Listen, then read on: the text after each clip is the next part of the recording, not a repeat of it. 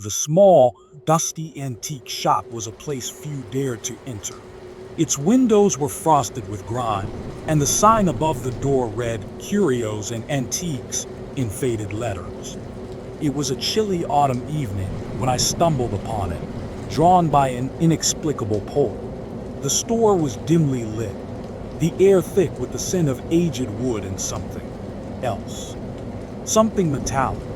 Behind the counter stood an old man with sunken eyes, his skin pale and clammy. He greeted me with a knowing smile, as if he'd been waiting just for me.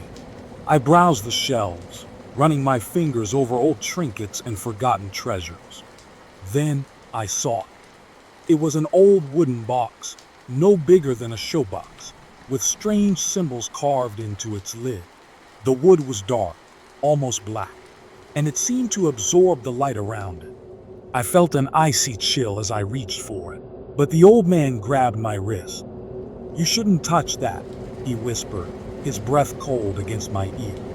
"It's not for the curious." I laughed, pulling my hand free. "It's just an old box," I said, lifting the lid. The moment I did, the room seemed to shift. The air grew heavier, and the shadows deepened. The old man muttered something under his breath, but I didn't listen.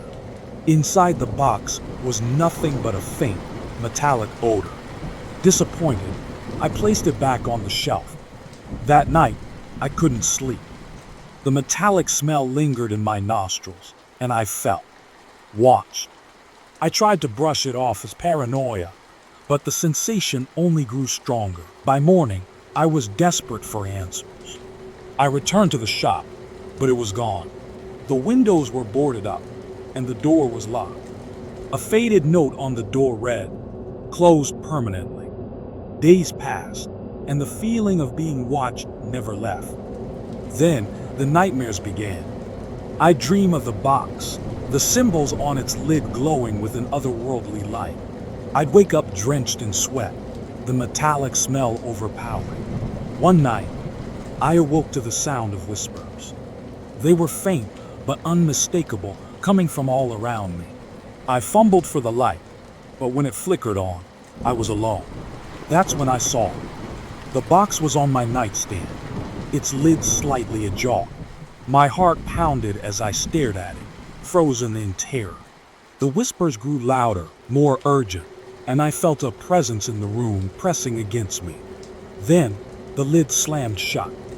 The next morning, I found the box gone, but the metallic smell lingered, and the whispers continued. I tried to convince myself it was all in my head, but deep down, I knew the truth. The box had left, but whatever was inside, that was still with me.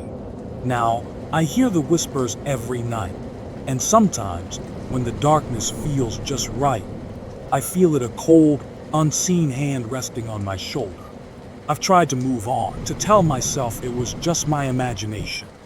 But the truth is, I'm not alone, and I never will be again. The box is gone, but the curse remains.